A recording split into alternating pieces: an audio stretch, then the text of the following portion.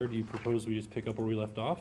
That is my recommendation to you. I believe you ended at the end of page 14 and you would start at the beginning of page 15. I hope you still all have your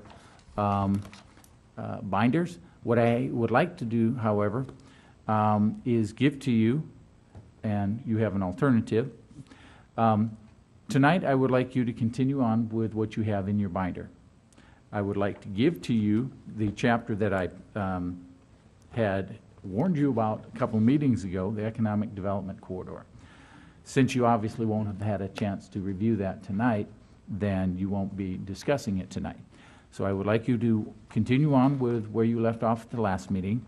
Take these with you and start looking at them, and then next meeting, next workshop, that we break from wherever you stop tonight and start working on the EDC, because that is what is needed more in the community because of the interest for development on properties that are zoned EDC. So we have 4 copies here. One is already been provided electronically. If any of the other commissioners would like it electronically, simply let me know and we will send it off to you. You can either have paper, electronic, or both.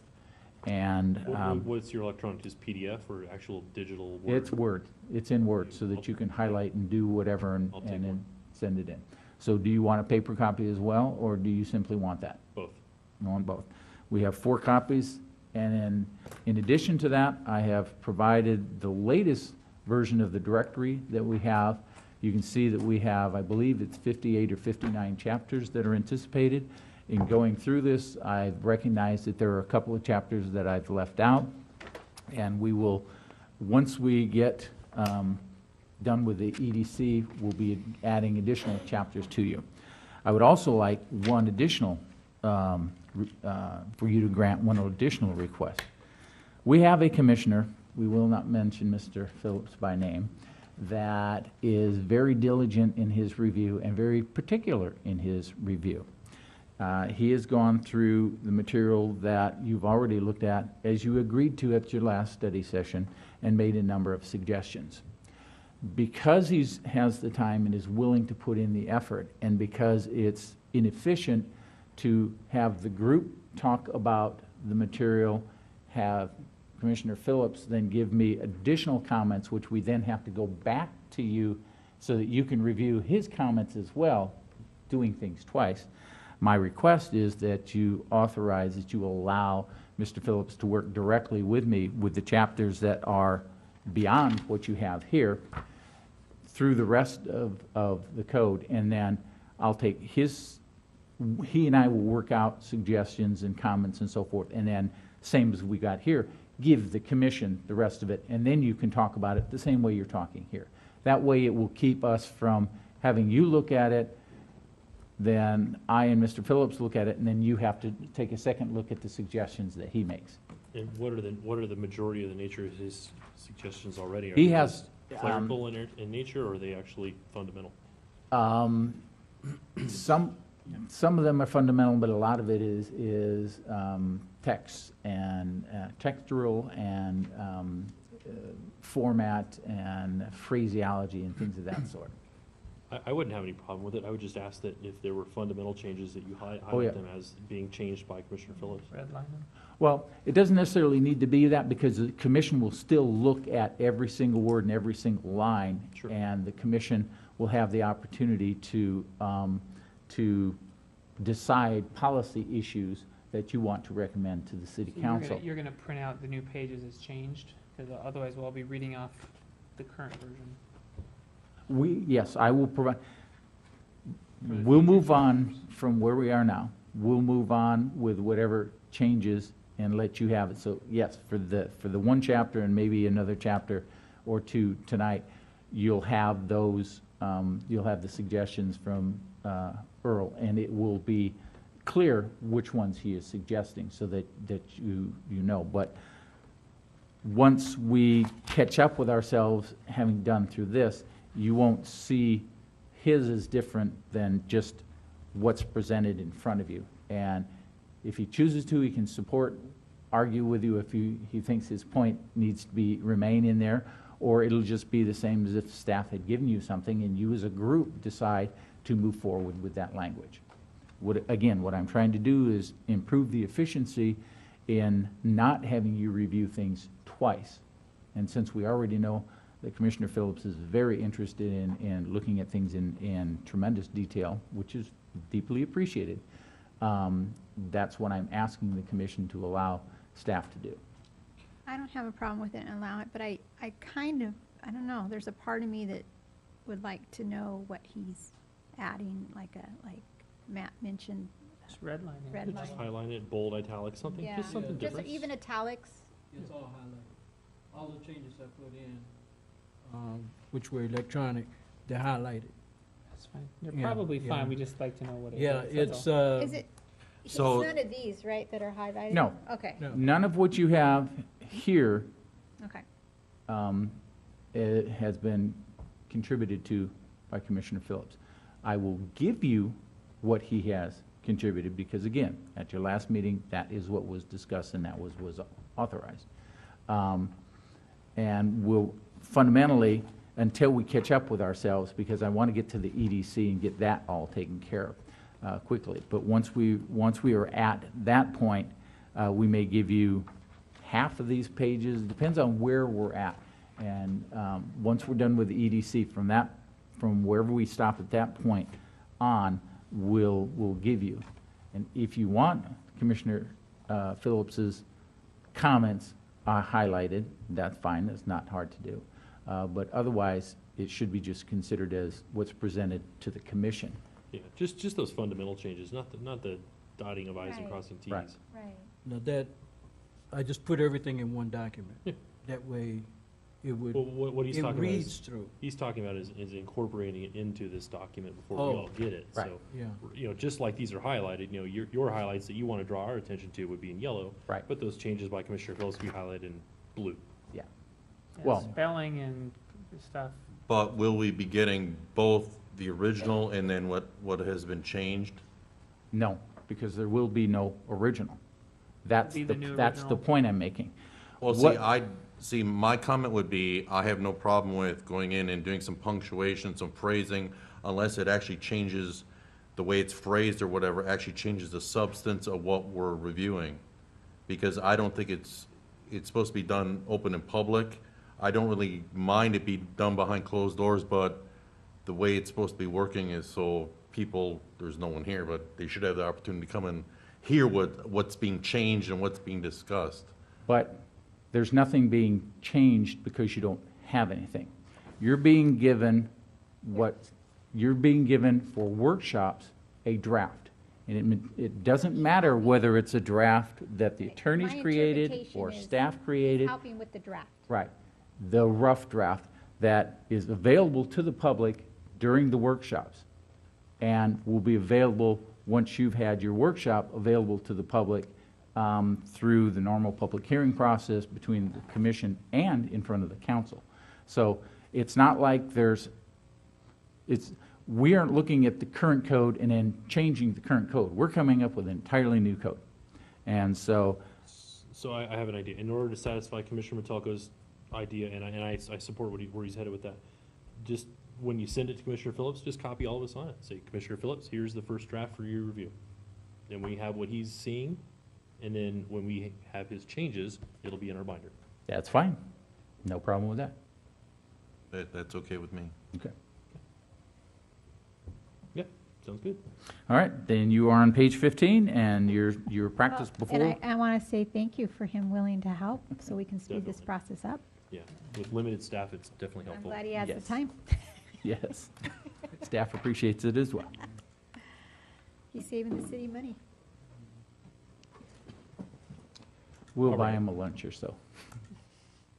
All right, I believe we did get through page 15, only because I remember having the conversation about the determination of completeness. I had a question about what we were calling complete, and where we left off there, I believe, was with the section A there regarding the 30 days, the 30-day window before determining an application is complete. And we were talking about a complete package versus supplemental information that might be missing something, needing plan check comments, things like that, so. Mhm. Did I make my comment that I had on this page about the nonprofits? Looking at them as having a minimal cost, didn't I make a comment? I don't recall. Okay, Bring it up 'cause again. I have that here. So what's your question? Just for fee applications for nonprofits and charities, when like schools sometimes. That's not something that would be That's- in the development That's code, right, that would be. I remember you saying that, see? Right. Okay, okay. And then wasn't something brought up about the Permit Streamlining Act?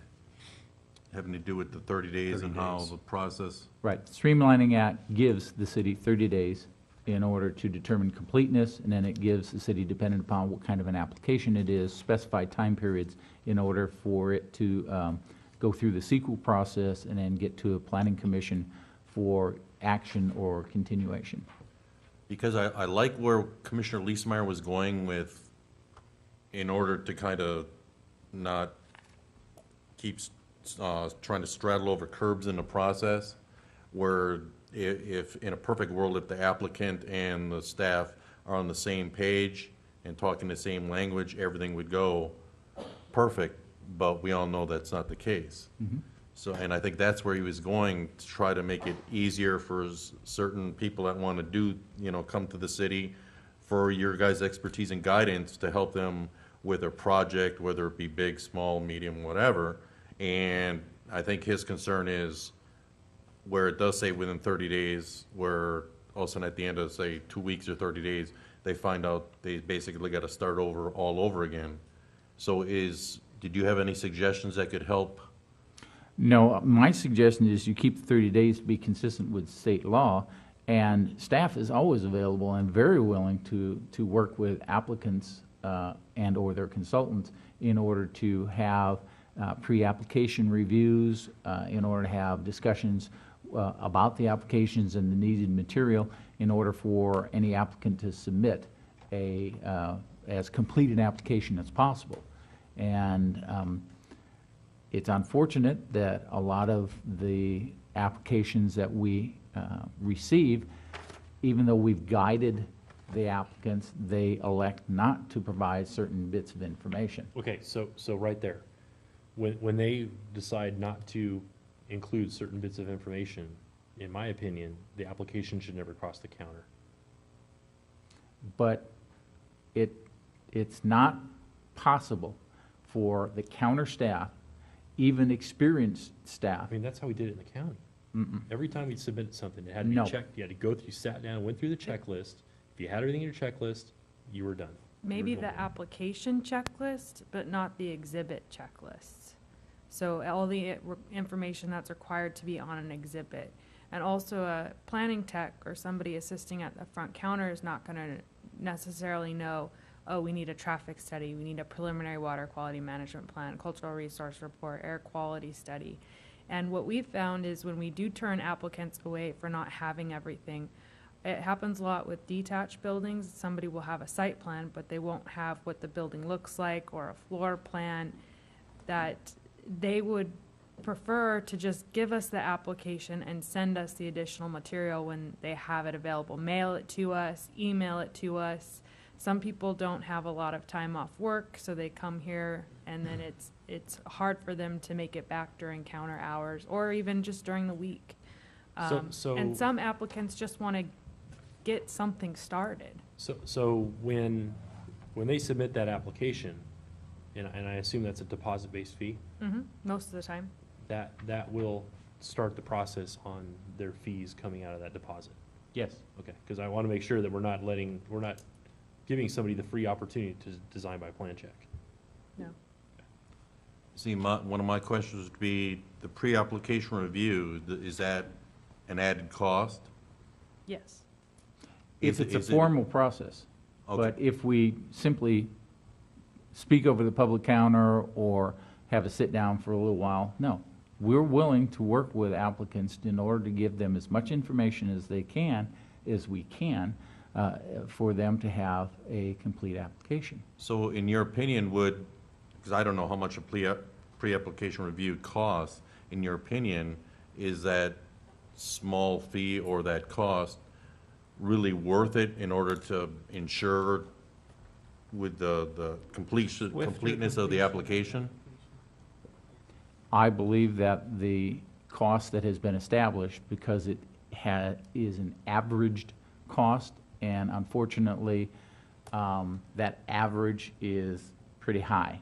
Oh. So I, as staff, I, as an individual that has considerable compassion for the individuals doing the small projects, I'd rather take a few minutes over the counter, have my staff take a few minutes over the counter, have a meeting if necessary to help someone out, than mandate a pre-application process, because that expense, it's not worth it to the small people. The larger people, they can indeed afford it, and they oftentimes choose to go through that process, or they're sophisticated enough and experienced enough where they really don't need it. They can go to the website, they can go to the public counter.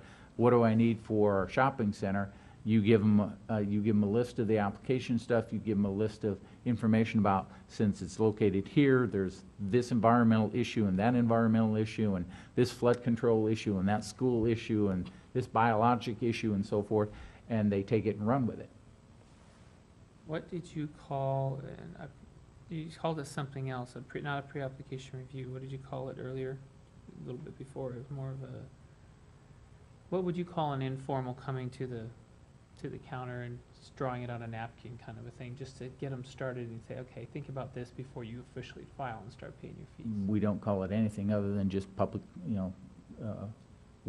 questions at the public counter. The reason I say that is I would like to see some wording in here saying the city encourages a pre-application review may not be the word. I want something it's not gonna cost anything. They just come in, just get some basic guidance before they sink any money in elevations and all that. They should know the basics. I've put such language in codes before, and it's ignored. The individuals that are willing to come in and ask questions do so, whether it's in writing or not. And those individuals that aren't willing, don't. Well, at least at that point, we would have something to fall back on. And say, "We told Look, you." it's right there in the code, you should have done this. Yeah, but there's no consequence to it. You No, should no. have, but You know, it keeps us from looking We've, stupid. I've heard personally, and you've been in this many more years than I have, but I just spent money on this and this, and I would love to have said, if you'd read the code, or on the little checklist that you hand out, how we encourage a pre-application review at the counter, it gives us, we can say, yeah, you were told. in my opinion, it would make more sense to put it on the application than to put it in the code. And we can certainly do that, and it's something that you can, when you look at the application, you can make sure that you're happy with the language. David? Well, I agree with Charles. It makes more sense to have something like that out, maybe on the city's website, in the planning department's website, rather than the code. There's no reason to have language that you can't really enforce in a municipal code. That's the reasoning for it. Wherever But- you think it would be seen most realistically, so that the guy who's gonna build an addition or put a garage on, or he wants to build some structure or something, he'll go, oh yeah, okay, yeah, it's probably a good idea, I should come into the counter. And where Commissioner Thomas is going with this is, obviously, we've been a city now for 6 years, but there's still a lot of people out there with the mentality of cowboy construction, and they want to just go do what they want to do on their property. But, just because we're a city doesn't mean we don't have rules, so we should try and encourage them to try and find out what those rules are, and I think that's where he's headed with it. It's just, look, we do have rules, come in here and find out what you need to do it the right way, so you don't have to go through this whole code enforcement problem, or debacle, or whatever. So, would so make- one of my questions would be, I think Commissioner Thomas mentioned it, there is a checklist that staff goes down. Is that checklist available to the applicants and possibly online also? Yeah, it's online, it's at the kiosk. It's just a matter of getting the developers to adhere to it. Or the residents? Usually with the detached buildings, or smaller projects, there's information that's easy to add to the exhibit, and it doesn't tend to slow down the detached accessory buildings as much as the larger projects. Because one of the things, I heard Commissioner Thomas mention, someone that I guess has come in and basically it was complete and the money was in, and then they had to come back again and say, well, now you need this. And then they did that, oh, by the way, now you need this. So I don't like hearing those kind of horror stories, and I don't think anyone here does. And that's where I'm going with this, to try to avert that, because we're here for the residents. We're basically their servants, so why should, I don't like hearing them, you know, having to keep coming back and told, well, now you need this too. Well, part of why they have to come back is that they haven't done some of their homework, and they may come in with what is a complete application, but the application is wrong. And, for example, the accessory structure, where you've got someone that comes in and has an accessory structure, and it's 5 feet from a property line, or it's over the size. And then when you tell them that, no, it's a 10-foot setback, and it's a X size as far as the size that you can have, they go back and they change it, and they come in, but they didn't change just those two things, they changed something else. Then we point out, well, yes, when you changed it, and you also now did this, which means you have another. So it's difficult to keep individuals from, as they learn what our standards are, they make decisions as to how it's best for them, and sometimes those decisions of how it's best for them triggers yet another issue. It's a rarity. You can't say out of all the work that we do that we have a lot of such situations. And that's what I'm trying to get a feel for. Is it happening every couple days, every couple weeks, or is it like twice a year? That's what I'm trying to, I don't understand, because I don't see the In my volume opinion, you're dealing with. in my opinion, it's a low percentage of the applications that come in. And again, because you are a young community, you do have situations where people, well, I put a barn on my property 5 years ago or 10 years ago, and I didn't have to go through any of this. Well, the world was different then. Perhaps you were supposed to do something under the county but didn't, and the county didn't have the resources or didn't go to the effort of. As an example, when I worked in the city of Pomona was over 100 years old at the point in time when I was there.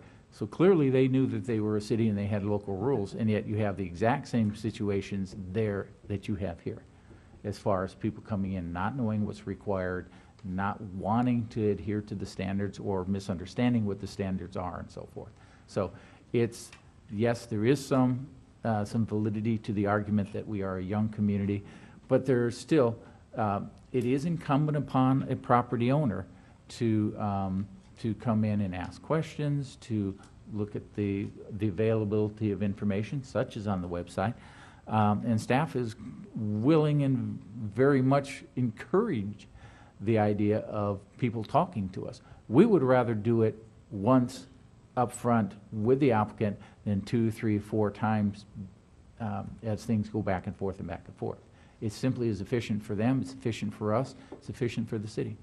I'm glad to hear it, thank you. Okay.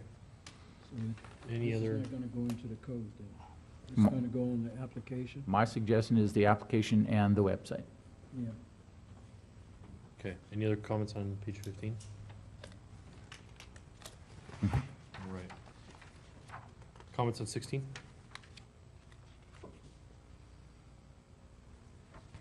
Okay.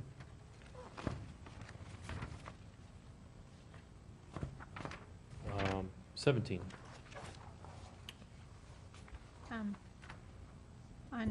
On number 17, on number 1, Mhm. where it talks about the notice of public hearing shall be published in at least one newspaper. I didn't know if we wanted to add social media nowadays, and we've got Menifee 24/7 here that, We can't control them, but maybe no, we can that do it. has that is a place where we could post for our public hearings on social media. is I don't know, the- just social media just seems like so many people use that. I didn't know if we wanted to use one newspaper and a social media outlet it was just an idea or suggestion. Yeah, no one really. On that note, Readership of newspapers. On that note, she brings up a good point. I have a question. Since there is such a decline in newspaper circulation, has the law addressed that? Nope. So it still specifically says we have to publish in the newspaper? Yes, it does. Circulation. Mhm. So, I like where you're going with that because, Well, you know, times are changing. Yeah, You know, we need to yeah. change with the times. that's what I was thinking, it's just, it's an avenue, what we have here. Other than on the city's website? Yeah, Menifee 24/7 has a lot of, Yeah. Well, we can't ask them to do it. That's like, what, Just do you social post it? media. and the use city it. has its own Facebook page. Okay, Just like they post Okay. things all the time. We have a Right. consultant that so does that maybe stuff. that's what we Yeah, should use. we can add that then, right? The city's, Now- We, Scan the flyer and we'll post ask the, Just the social media, that's what I was mentioning. I think it's a great idea, and my thing that's going through my head, which I'm surprised the attorney hasn't brought up, is by putting that in there, do we hold ourselves to a higher legal standard that we may not want to? By posting notice to saying Facebook as well.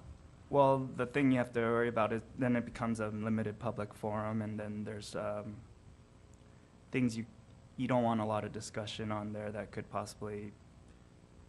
This was a discussion at one of the workshops I attended this past year. I believe you can post something on Facebook and not allow comments as well. Yeah. correct. That would be my concern with it. We'll investigate, as long as it's taken as a means by which to simply let the community know that there's an Information. issue to be discussed, and here's the proper mechanism, i.e. letters to the city or coming to the meeting. But what we have to avoid, what we have to be very careful to avoid, is making sure that there's not an assumption that since it's on the social media, that if they respond to that social media, that the message gets to the city. Correct. Because and that this was- creates a new layer of, Right, and this was a discussion, like I said, at the last conference we attended earlier this year, that all of these things that you're bringing up were things that were discussed. What I believe it was the city of San Francisco that was using it. And there was a lot of positive information, feedback that came, exactly what you were saying, that it's not a public forum. It's for information to post that there is a public hearing that will If take there place. was an appropriate disclosure on that page, I think you would cover yourself. But we have all, just like we were talking about complaints from people, so many times we've heard from people that come after something's been voted on, we had no idea. No Mhm. one reads those public notices anymore.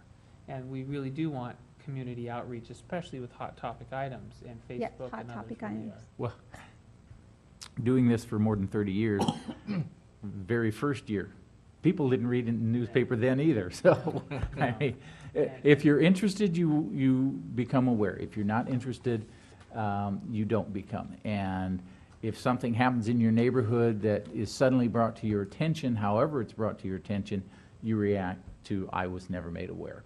And so I don't think there's a really, truly good way to, Well, I just think with the way it's- social media is, It's it's more showing the effective. community It's great. here that we're making an effort. Yeah, it's great. It's a great means of providing more transparency. Right. and we will see how our If we can look into that. IT people can handle the issue. So as far as tentatively, can you put that in the code that public hearings should be published in at least one newspaper and One social And we'll media. come up one with social some- media? We'll come up with some language for that. Because we'll have to phrase it correctly so that we don't trip ourselves up. Mhm. Because it has to be, because we would have to then follow the code as written. And if for some reason this suddenly becomes that, because in Then- computers it all changes pretty quick, then we don't want to have a situation where someone is complaining, you didn't follow your own rules and therefore this is invalid, which isn't true under law, but they still may think that. On the, Well, yeah. sorry, Lisa, are you done? Well, just number 2, we've kind of talked about this at other public hearings, that sometimes, like Chris was saying, if it's a hot topic item, to, as long as, I know you mentioned that if there's more than 1,000, instead of lieu of the mail here notice, there's a provide notice by placing notice at least 1/8 page in the newspaper. When there's a hot topic item, and I know we've seen the maps where they'll send the letters out, and it's like a quarter, I'm thinking of the one that was over on Marietta Road. It was just a quarter of each development. And I know, in fact, you're here. We had comments from the community that they lived at the opposite end of the mobile home park. It still affected their exit, but they didn't get a letter. So I think when we have a hot topic item, we need to look at that and be a little bit more, But how do we know it's a hot So topic yeah, item? hot topic is subjective. You gotta, you know. or I guess you could say instead of hot topic, if I was on top of a hill and I'm out of this 1,000-foot radius, but yet down at the bottom of this hill, it's gonna affect my site, I would like to be notified. I guess if it's affecting that total. Yeah, That, it's that just- would be far too much of a It's very- judgment call. It's very What- convoluted, yeah. What you have the authority to do, however, when the city follows its own rules about notification, if you believe, because it's a hot topic or because of comments from the public, that inadequate notice was given, you can continue the item and give direction to staff to notice, and then you can define what area you want noticed.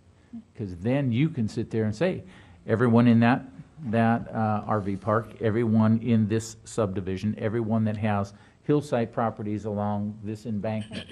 And the commission has full authority to make that determination and to But- require What's that. the- But what's- if we weren't the commissioners Mhm. down the road, would those commissioners be aware of that if something wasn't written in here to specify that there is a little bit of leniency?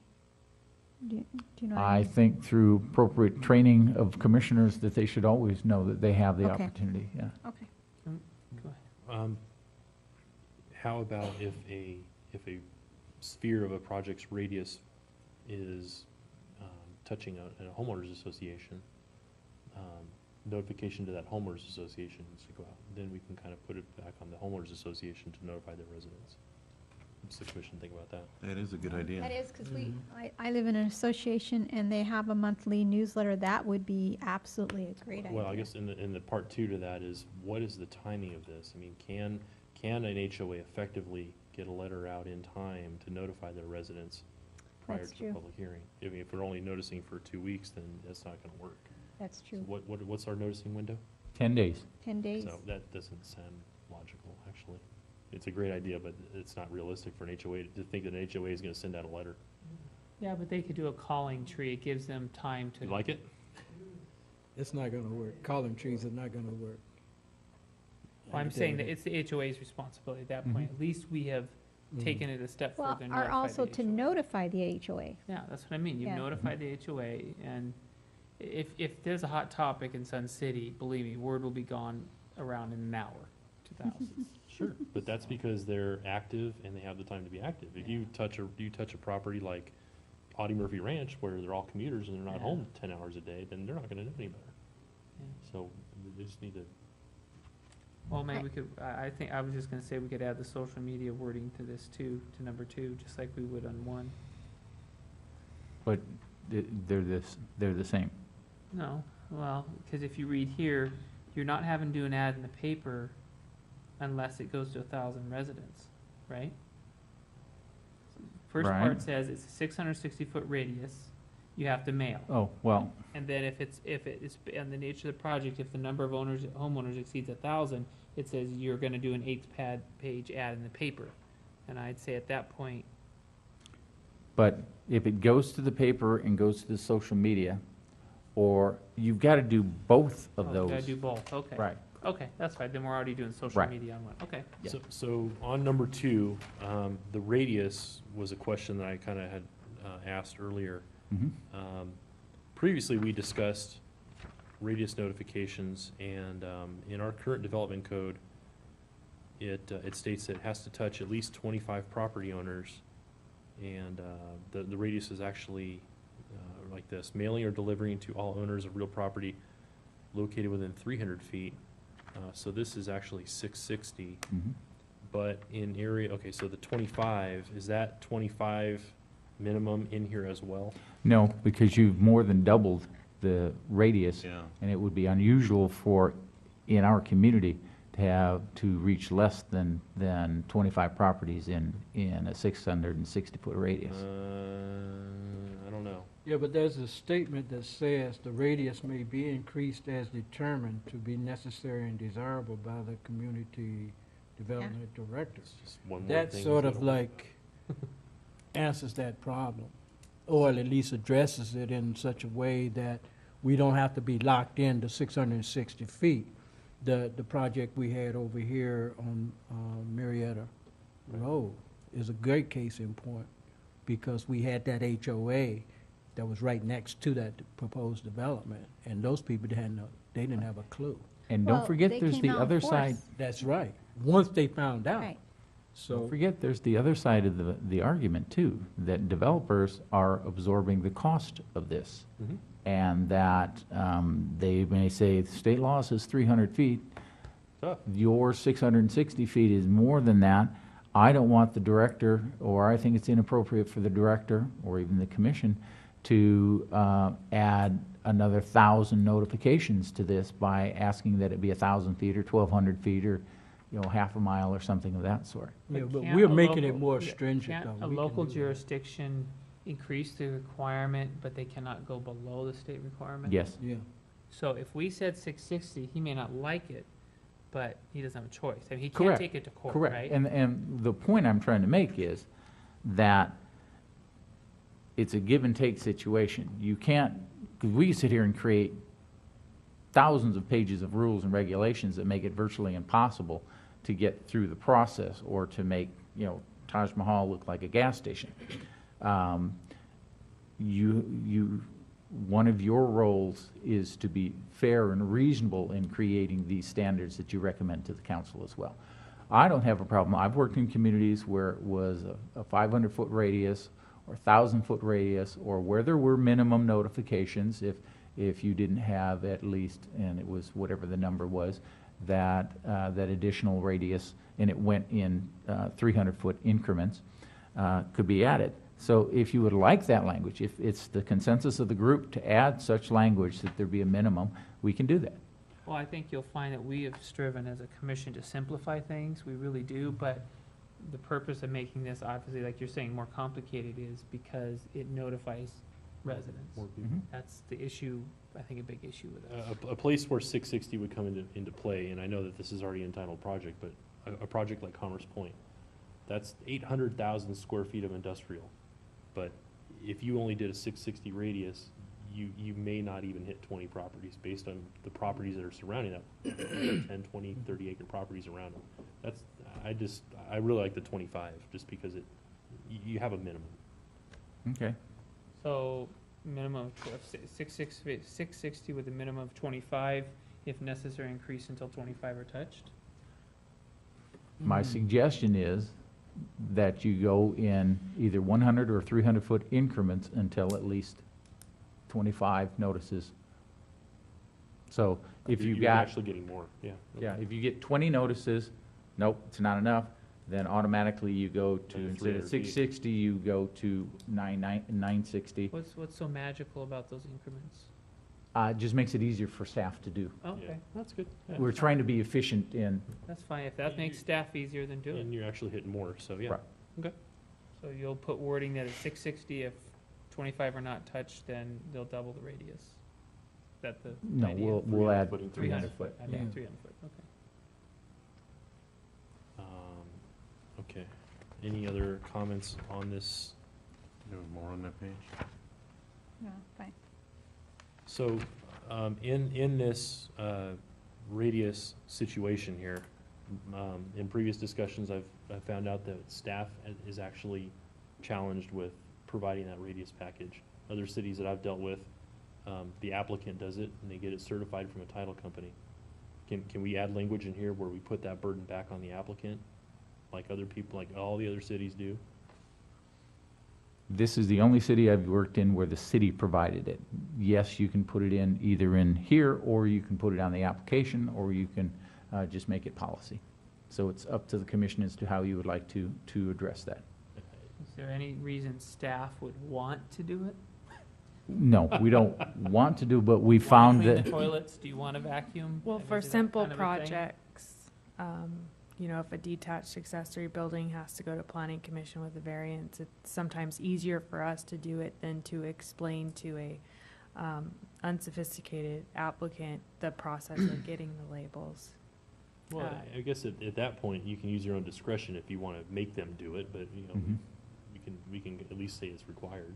And at that point, you can say, don't worry about it, we can do it, or, I don't, you know.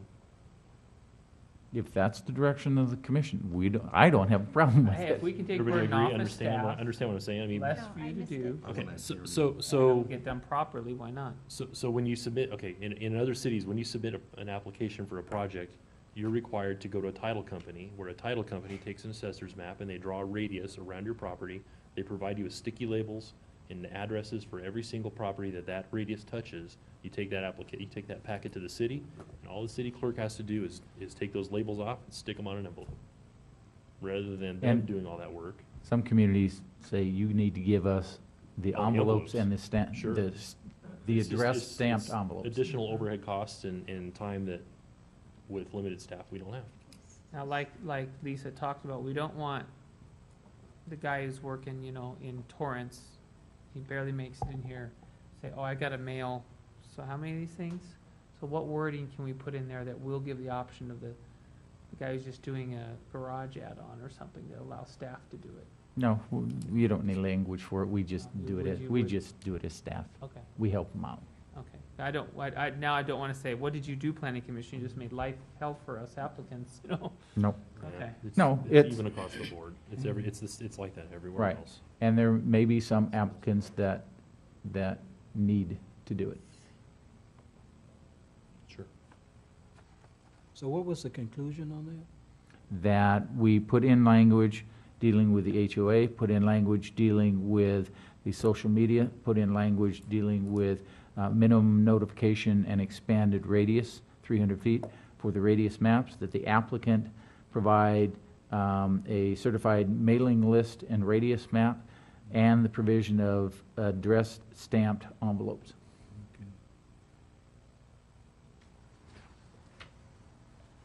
Page 18? Well, I wanted to touch on 17, the supplemental notice with the sign. Mhm. Seen in other communities, I see a lot of those, and it's like for every project. Is there a Mhm. reason that it's only for special and not for each and every one? Just simply, smaller projects aren't, it's an expensive thing to do. Sign And, is? yeah, relative to the application costs and everything else, and to maintain it and so forth, and to make sure that staff is aware that it's up and, make sure that it stays up properly and so forth, which means staff has to go out there a couple times in order to check it, and we're charging them for the travel time and everything else. It becomes a notable, not necessarily significant, but a notable added expense to the application. So you don't have this now. Some communities don't have it at all. And I feel that for larger projects, it is something that's important to, so that it's another form of notification that is very visible. But for small projects, those small projects usually have less of an impact upon the community, therefore it's not quite as important. So then do you think that the special notary requirement, the definitions are adequate? Because I'm thinking it, like like you say, a big project, and you have one of them on the corner, and someone say drive into work all the time, and they see it's been vacant for 30 years, and now it's gonna change the landscape, and they may live around the corner outside the notification zone, and this may be the way that they're notified. Mhm. And that's why I like the sign. Yeah, that's what the purpose of it. Yeah. And the point of putting it in and allowing you the opportunity to comment on it, you can call for it for every project. Thus I am commenting. Mhm. I just wanted to, I don't know if the added expense for every project, or like you say, it's subjective as to what a large project would be Right. also. Well, It says either You could EIR require it or- for any Well- project that requires a mitigated negative declaration or a negative declaration as well, or for any track map, commercial or industrial project. And it says general land use amendment. No, I saw that. Just don't want Joe homeowner to have to put up a sign if he's Right. No, changing, no. Right. you know. But I'm That wondering if require a maybe, planning application. Like a commercial or a business, maybe something that would be appropriate to have. Because I know we did have, what the last ARCO, even though we did have people against it, so with a sign there, maybe more people would have come, I don't know. It's always nice to have Would that been, the in this, public view. in the way this is written, would that article have been under No, this? because that ARCO didn't require a general plan amendment, a zone change, or an EIR. Okay. So But if we do add it in here that a commercial development would have to have that, then Then it the sign would. would have been there. Yeah. What would staff suggest on Staff suggests what's written here. But we don't have a particular problem with the idea of putting in additional language as suggested by Lisa that will add a few more to it for projects that could have more of an impact upon a particular neighborhood. So we'll put some language in, and if you're happy with it, you're happy. If not, we'll change it more. Yeah, I agree. Any commercial, retail, industrial. I like the language that Lisa put forth. Anything that staff is recommending, a neg deck or mitigated neg deck or an EIR, all commercial and industrial projects, and all track maps. that? Okay. Okay. Yeah, okay. On the sign itself, back to a staff concern, is it possible to, rather than putting the city phone number on that, create a hotline where messages can come in or something like that? Or maybe there's a voicemail or a voice message that has a project description. You know, dial this number, press number 2 for this project description, and Lisa can read the staff report, or, you know, the front page, you know, just real quick, rather than, you know, having 500 people call the city and Lisa spending all day dealing with phone calls on a project. They can come and they can get initial information. And if they have subsequent questions, then they'll come to the public hearing. What is, Or in addition to that, maybe the city's website address, maybe they can send an email. it might be a challenge to change the phone systems to create that type of hotline. We can talk to our IT department about it. It might just be easier to have the planner's name, and, you know, it's our job to answer the questions of the public regarding projects we're working on. right, but So it's right okay. now, you don't have these signs on every corner. When these signs start popping up, you're gonna get a heck of a lot more phone calls and emails than you already do. You know, a few more, but even when we have projects that are under construction and they put the signs up coming soon, we do see an increase in volume of calls, but usually it's 10, it's not 100. That's been our experience. So when we put that nuclear power plant down on Han, right over there, we might get a few. Coal fire burning. I don't know, When just they come in, we would have expected a number of them anyway, and There you go. it's, being a business owner, a little bit adds up, you know, every little bit's gonna add up and chip away at your budget. And correct. But you have to consider that these are deposit-based reviews. But And you're, if it- so you're gonna charge somebody when somebody makes a phone call? If somebody comes in and talks to us about a project, somebody comes in and, Charging the applicant for Yes. somebody asking a question. yes. It depends. If it's a 5-minute conversation, no. Yikes. We don't log things that hard, that detailed. But if they've got that much of a concern, so we don't have a problem putting the city's website on the material. We can put the planner's name on it so that individuals can be contacted. Same as with the legal notice, we say which planner to contact anyway. And we can check out what the IT people say about this. So Derek? I wouldn't expect Derek to come running in here and give an Sure, answer. he's back there. See, you know, I was looking at this as a help to the community and as far as the staff also, like here where it says, single-family homes, and say like if it was gonna say an ARCO AM PM, some people are against it, some are for it. You may have people that are wondering, well, I heard they're gonna build something, so if it says they're building a gas station, the people that are for it may say, it's about time, and then they may ignore it, not call, where otherwise rumors are going around, you may get calls, I heard something's going in the corner, what is it? And this way it'll specify, that's where I'm looking at. Right, and that's what this does. One notable thing, especially for our community, unfortunately, same as it is for Moreno Valley and Pomona, graffiti. Oh, yeah. Individuals will take tremendous advantage of these kinds of signs and decorate them. And so it means that staff will have to have the applicant go out there and correct the situations if time allows and so forth. So it is an added expense. It could be an added expense. That's one of the downsides to it. Just want to make sure that you're aware, as I said earlier, that there is a cost associated with having these signs. I believe in Temecula, moving on to page 19, I believe in Temecula, the city of Temecula actually puts those signs up, and they actually say, City of Temecula, they have the logo, et cetera, et cetera.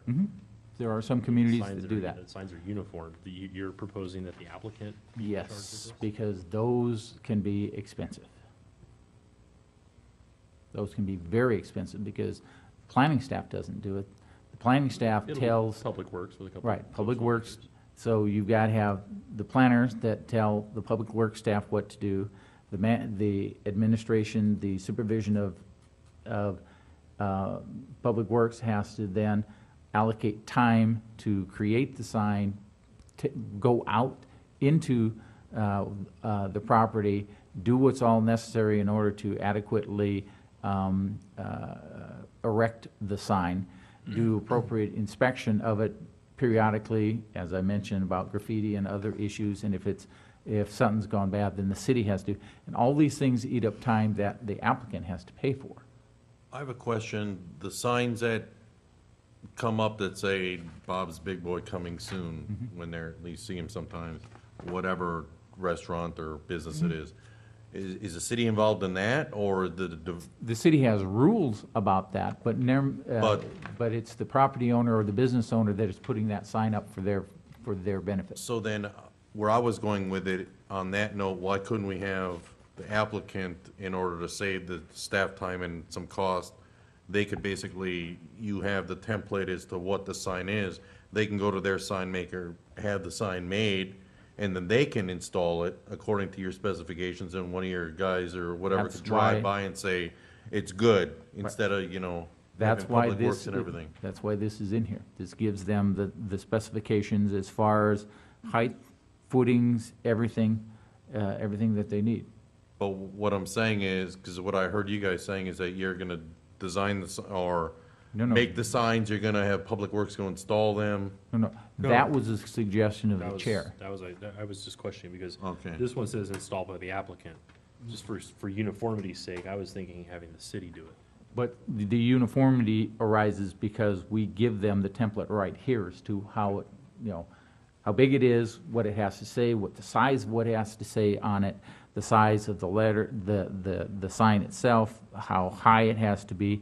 They have to, of course, get some information from building and safety, and there's a typical template for how deep the footings have to be and so forth. So it's, what you are asking for is here, and my response to the chair is that, yes, we could call for that, but it is a significant expense that, in this instance, staff is recommending that the applicant do it. It's more cost-effective for them to do it than to have the city do it. Perfect. I just don't know that they're gonna do it. And We code require enforcement's not gonna go out there and make them do it. But part of staff's review of the project, we visit the site. And so when we visit the site, we visit, in time frame to make sure that this is up where it's supposed to be. And if it's not, we inform the applicant they're not meeting the requirements of the code, and it Yep. can't proceed from there. Okay, sounds good. On 19, any other comments?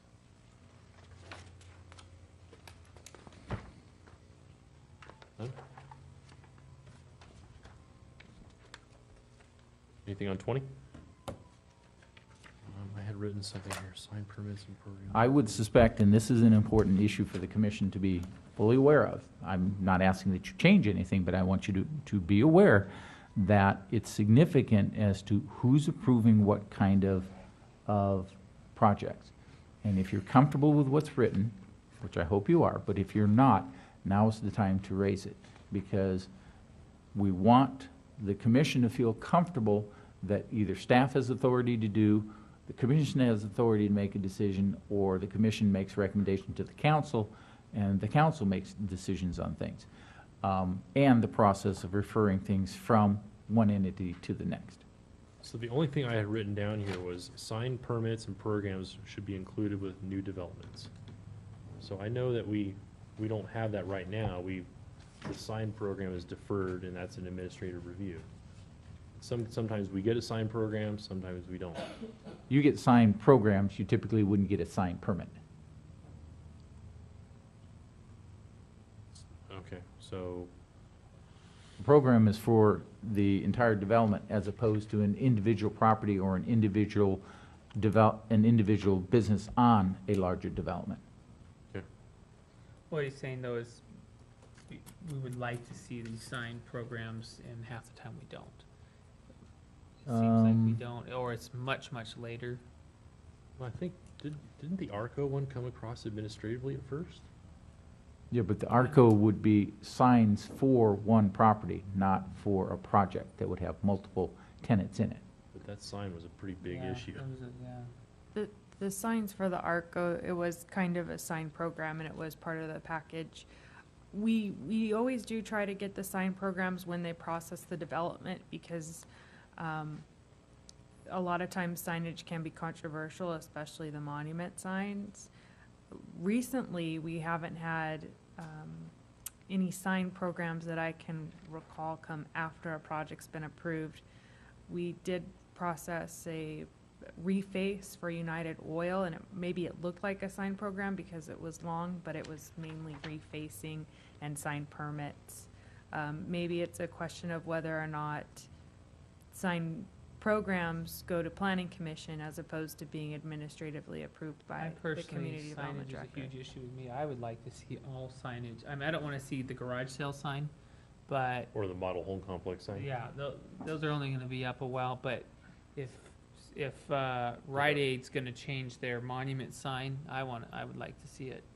Signage is. And what about like over in Sun City in the old shopping center? I've noticed that there's some places that have come up new, and they're putting these signs up that are not really, There's Those two are ways signs. to answer So- this question. so, One, obviously, you can change this chart where it says sign permit, you make it under the planning commission, and sign program, make it under the planning commission for your review. Or, if your concern is actually the size and appearance of the signs, when we get to the sign chapter, that's where you put more restrictions on so that you don't have. Because even if it goes to you, if it meets the requirements of the code, you're going to be hard pressed to say no. Well, why don't we do both? Let's make on the sign. Well- I'm just thinking that this is a pretty important chapter. We've only got a couple minutes left. This is a good spot to draw a line in the sand, and we can Okay. touch in all these checkpoints. next So time around. you will have ended on the bottom of page 19 and start your approving authority as your next discussion? Or the preference would be, since your next discussion should focus upon EDC, once we're done with EDC, then we come back to page 20, approval authority. Okay. Let's maybe take a couple minutes real And I quick. take it that'll be September 17th? When? No, By when? 24th, our next meeting? yeah, but we weren't going to take this up, we're going to go to EDC. No, that's what I'm saying. Oh, when? Another workshop in 2 Oh. weeks. We can just print one out. I just wanted to get that squared away. Charles? Next planning commission meeting will be a workshop again on this? It's up to the commission. If that's what Yeah. you would like, that's what we will do. Sure? So that's 24th? We can do that. 24 September? Okay. Okay. Check. You guys want to take 5? Yeah. Yes, please. Just take roll. Yes, sir. Commissioner Phillips. Commissioner Sobek. Here. Commissioner Thomas. Here. Vice Chair Metalko. Here. Chair Leesmeyer. Here. Will you all please rise to the flag salute? Put your right hand over your heart. Ready, begin. I pledge allegiance to the flag of the United States of America and to the republic for which it stands, one nation, under God, indivisible, with liberty and justice for all.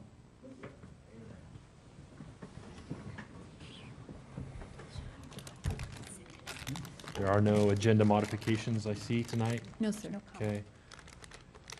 No presentations. No, sir. Speaker slips for items not on the agenda. Yes, Katie Manier. Come on up. I should should have my own talk show, shouldn't I?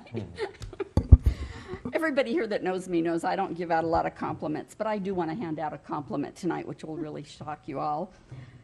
I want to compliment Mr. Leesmeyer on his speech last night at the meeting. I was at the Quail Valley meeting, and I was impressed. I think you have a lot to learn and a lot of stuff to go through with the city, because this is a very different position. Not to take anything away from Tom.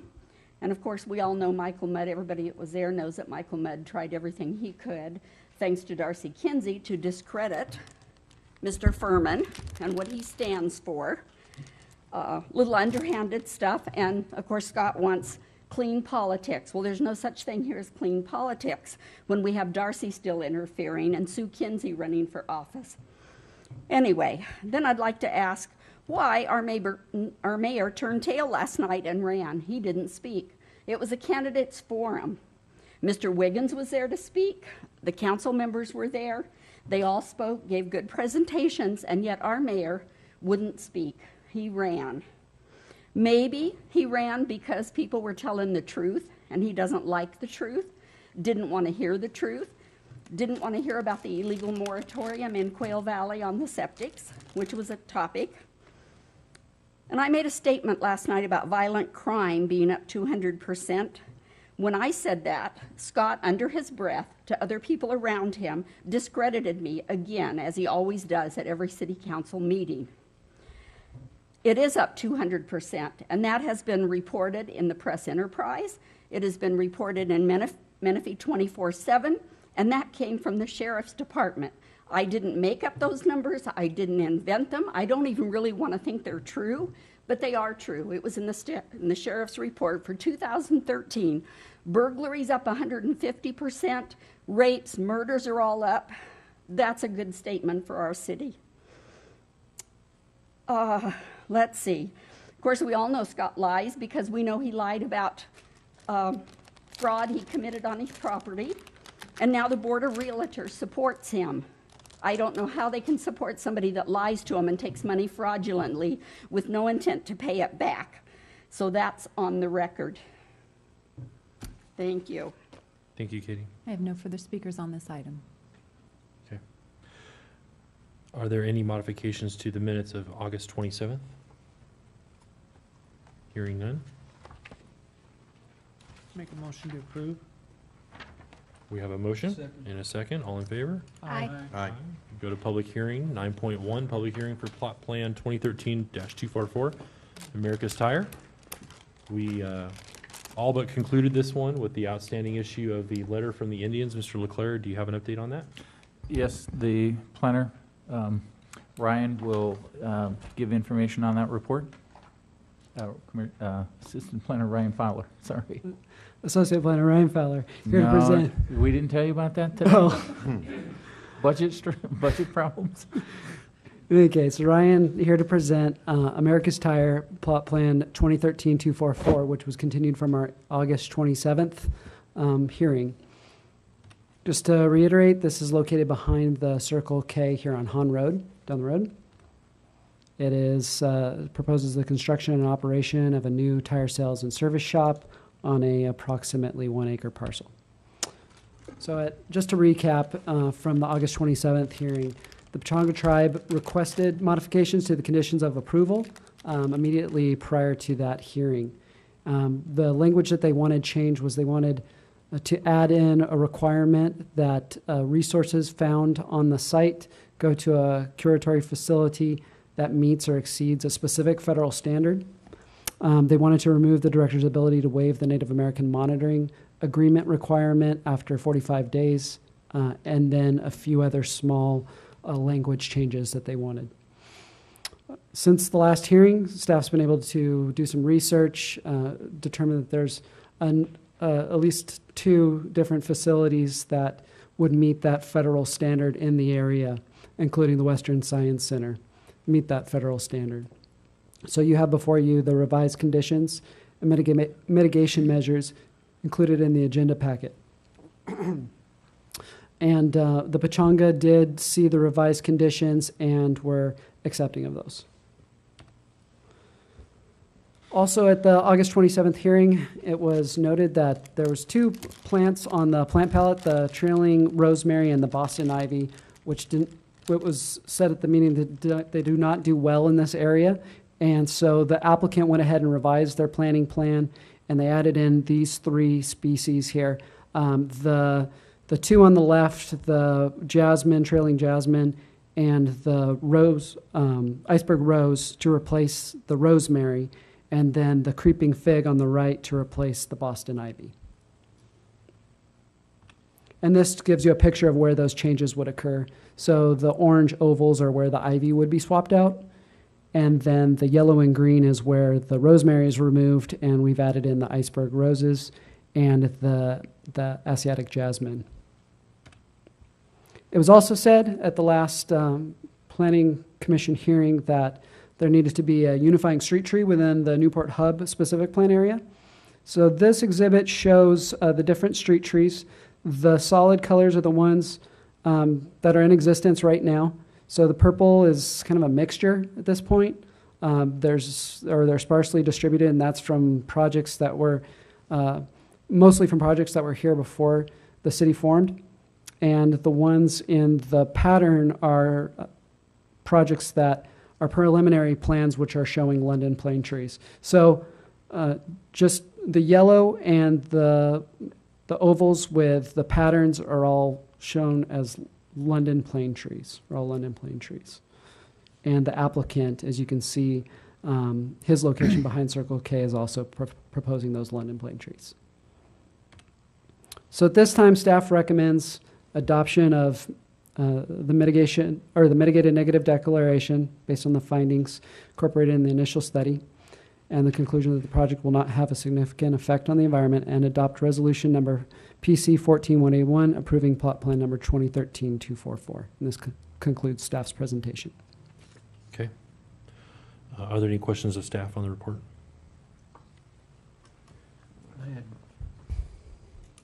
I have one question, and that's about problems we're having with the Indian tribes. You said that the Pachanga tribe accepted the curator. Yes, they accepted the condition as it was rewritten. Okay, how about the Saboba band? Well, the Saboba was their preference. Our objection to the first letter that we received from the Pachangas was that they wanted specifically that the resources go to the Pachanga facility. And then we, in our conditions, we put in there that it has to go to a facility that meets the federal standard, which they identified, which could also be Western Science Center, which the Saboba has expressed in the past they are okay with. Okay, thank you. All right. We will continue on with the open public hearing. Time is, what, 7:20? Are there any applicants, or does the applicant wish to speak, address the commission? Do?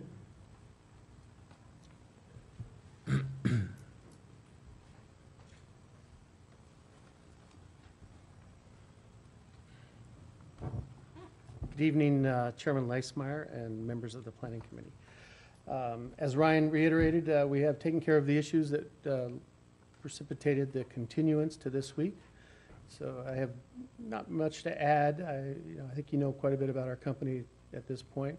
I would simply like to ask for your vote, and I'm here to answer any questions that you might have.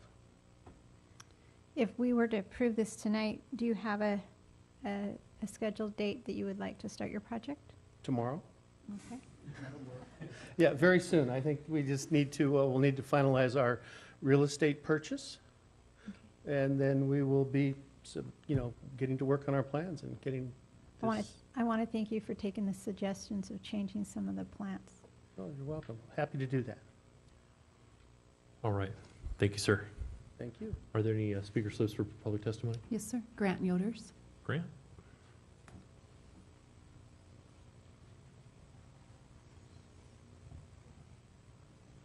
Good evening, Grant Yoders, community of Sun City. I attended the workshop in December, and I was also here from the meeting, the last meeting, suggesting that you folks approve this project. you know, the positives, as I see it with this project, is we will have the only exclusive tire dealership in the city of Menifee, and we will have technicians who specialize in tire service and not looked at as a sidebar. Now, we have a tire dealership at Bradley and Newport, which is Menifee Tire, and we also have one on Ethonac called Just Tires, but they are really misnamed because they offer full auto service. When I go for tires, I don't want the service advisors telling me, oh, you're next, right after 2 oil changes and a brake job. As far as waste concerned, you know, tires are 100% recyclable, and we don't have to be concerned with disposal of fluids, oil filters, batteries, and those sort of items. And lastly, with the accessibility to the 5 eateries within walking distance of this new business, you can have lunch or early dinner while getting your tires fixed. So since the issues have been resolved with the Indians, I see no reason why the council should, or the commission should not approve this project. Thank you. Thank you. No further speakers. All right. All right, we'll close the public hearing at 7:21. Any comments from the commission on this item? We want to discuss anything? I get this right. I had one concern when I was going through the documents, and I was wondering, you had mentioned there are some underground storage tanks within the vicinity of your property, and I didn't know whether or not you had any boring logs that would confirm that possible contamination may have migrated to your site.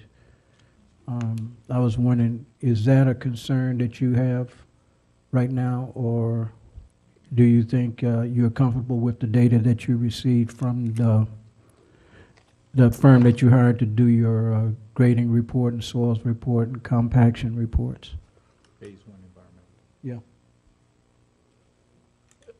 Staff called for the Phase 1 environmental. That report indicated nothing that would lead to a Phase 2 type of review. Soil assessment.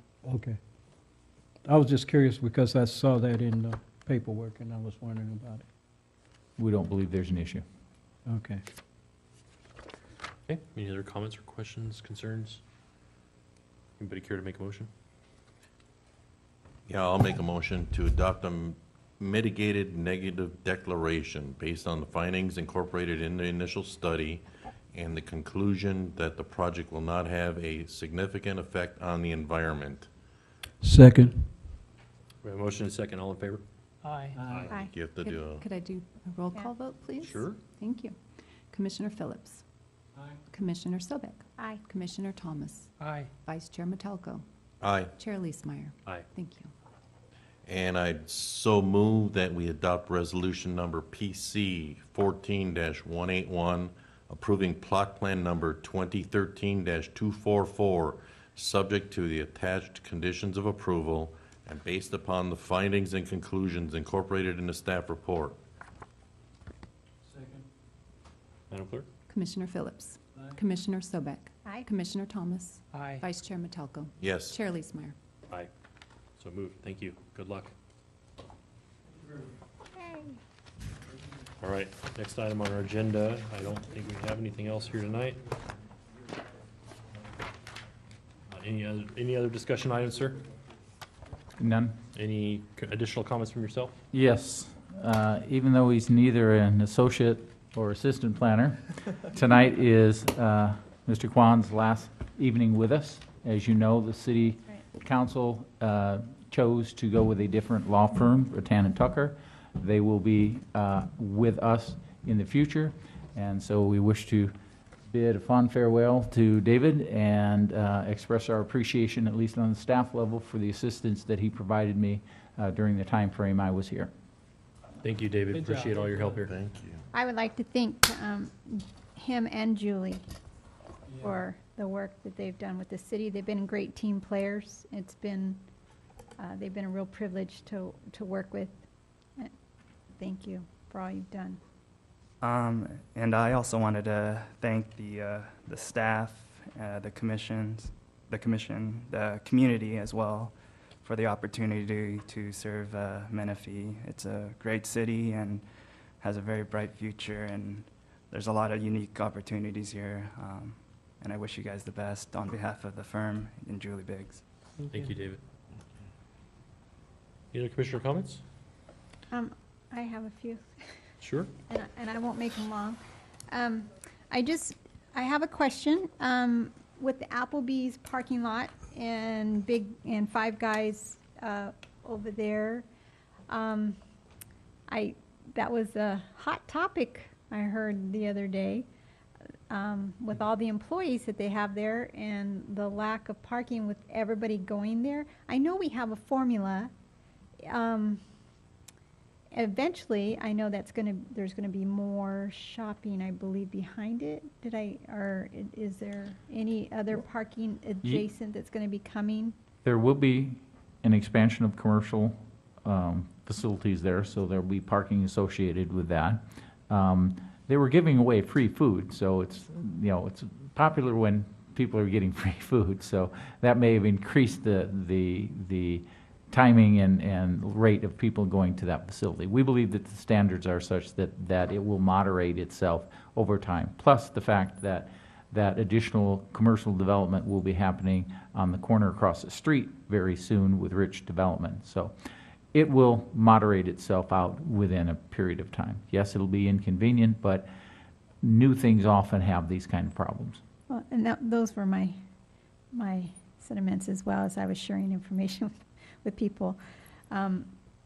Also, a question, do we have any news on the Menifee Town Center with the bowling alley and the movie theater updates? We are continuing to work with the applicants towards the development of their project. They've got some grading issues and street issues and flood issues that have to be dealt with, as was mentioned by Jonathan Smith when he was here, and they're continuing to work through that. Okay, and do we have an update on Walmart? Which one? The one at Scott? The one that's closer to being built. And Not as much progress as we would like to see. What are they doing right now? Are they in plan check? Are they in grading? What are they doing? They're still working with staff in order to resolve some of the problems that they have with the design, the configuration, the facilities adjacent to them, driveway locations, things of that sort. Okay, so so it's they are not- working with staff. Yes. Did they ever get the off-ramp right-of-way purchased or sold to the city? Is that ever resolved? The southbound off-ramp? I know what you're talking about, but I don't know whether or not it has been fully resolved. I'm not sure, but I can check with Jonathan tomorrow. Yeah, and Send an we'll send email out an email. Yeah. Okay, what's going on with it? I'm sorry, go ahead, finish. Okay, I just have one more item. I took some pictures that I'd like to share that I know that, and I know I bring up a lot about the landscaping, but as I've looked into it a little bit and have read a little bit, that they're finding with the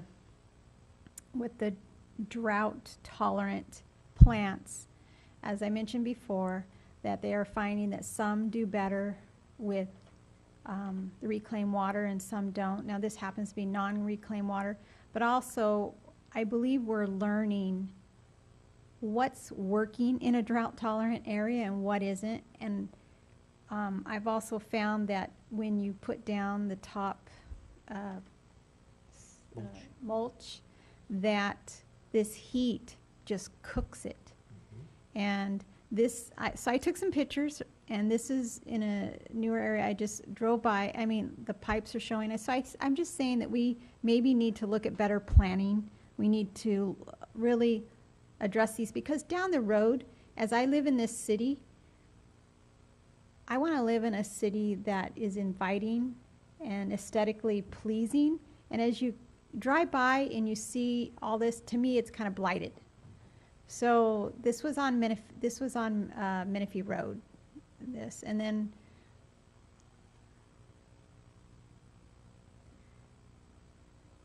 this is an area that I took of landscaping and drought tolerant in Temecula by Applebee's, and how they just the color. I drive around here, we don't have a lot of color, and it's just inviting. and maybe it's to my liking, I don't know, but it is pleasing to the eye. And I just think, here's some of the ice roses and the difference that they make incorporated with a little bit of color. So I just thought it's just something that we could take a better look at as we do our planning, to pay attention to, this is an area in Temecula where they've added the big boulders. Because I believe, I have a question on this. Is it, you have to have a certain percentage in your drought tolerant, there has to be a certain percentage of drought tolerant compared to others, or is there just certain plants that are allowed? And my interpretation, that I think there's a percentage. I don't remember there being a percentage. I believe that it needs to be, you can have a mixture, and the encouragement is drought tolerant. Okay, so you can have a mixture. Right. Okay. The experience I've had in 29 Palms, where I got more involved in the landscaping issue, was that even if it's drought tolerant, it still needs water. Yes. You still got to water it. Right. And that's something that often leads to what you're illustrating there. So that simply is a maintenance issue that needs to be addressed. And secondly, drought tolerant plants are picky, and you can have a very small difference in soil lead to that drought tolerant plant not surviving. So those are things that have to be taken into consideration as well. And that's my point. We need to take, we need to look at this and take this into consideration. And this was just in a medium in Temecula. I was down there, and they had a little bit of the rock mixed in with their plants, and it was aesthetically pleasing. One more. This is in our Menifee shopping center. What I'm finding, I don't know the names of these plants. They get a little purple flower on the end, but every single island over by Miguel's looks like this. And so I just think we need to take these things into consideration when we do plan our shopping centers and our color and our landscaping. We need to look at the things that aren't doing well and do not use those. So I just kind of did a little, And I was we- out just and about, so I just took some pictures. And we can build that into the code, and you've got the right individual sitting right over there that deals with LMDs and maintenance for these centers and for public rights of way, and she, I'm sure, will take it to heart and do what she can do to address the issue. Yes, I will, and we're actually going to probably start looking at standards that we would require these developers to follow when they install landscaping. Great. So thank you, just a little field trip. Thank you very much. One question, where in the development code does it talk about landscaping medians? Because I actually drove around a couple cities 2 weeks ago, and you look at the cities that have planted medians and they're developed over time, it really draws a different stores, people, everything. Yes, It's an the upgrade. aesthetics. Do we have a requirement that medians on new developments be landscaped at least a certain percentage? Street cross sections and the landscaping is dealt with through engineering department. The review of larger projects often entails getting into things of that sort, and it's encouraged, and I'm sure there's a section in the proposed code that would address it as well, but typically it's something. So if the commission wants to send a message to the council that the engineering standard dealing with median, public right-of-way median landscaping, then you can do that. Maybe we can just put it on the mental note and talk about it, next time. Okay, any other commissioner comments? Is anyone going to this water thing in Sacramento? Yeah. You're gonna go? I have one comment, and it has to do with the project we approved tonight, America's Tire, how they had a delay because of, I want to say, for better miscommunication with the Pachunga tribe. I believe this happened at least on one other project that I was on the commission, and that one was deferred, and Pachunga, I think, came before us, and they were in favor of the project, but they said that they were informed, I guess, on a late so their response to the city was late, and it seemed that, and I think I made a comment about it then, and now it happened again. So I'm commenting again. Is there a way, because this project, they came at a workshop, so would it have been possible when they came did a workshop, we could have emailed, sent a letter off to Pachunga and said, be aware, in the city of Menifee and possibly one of your tribal areas, a project is coming forth, can you respond to the city? We already have a mechanism in place that does, even before workshops, provide the Indians with, and other identified, we send out notification and requests for comments to utilities and schools and so on and so forth, including the Indians, in order to elicit some kind of reaction, some kind of response from them. We would love to have them respond quicker, and we have asked for that, and we continue to try and get and improve our communications with them, but we can't force them to do things more or quicker than what they choose to do. We do have a mechanism in place that has the opportunity, that gives them the opportunity well in advance of meetings in order to give comment. Yeah, because I bring it up because I like their input. I like the fact that they're trying to preserve history, and they've never came against a project. It just, I don't really see the need that the applicant should be, this is the second one now that I know, should be held back time after time and at more expense to them. I So understand that. I just bring it up. I do understand that. However, they're an independent entity that we have no control over in order to force them to respond.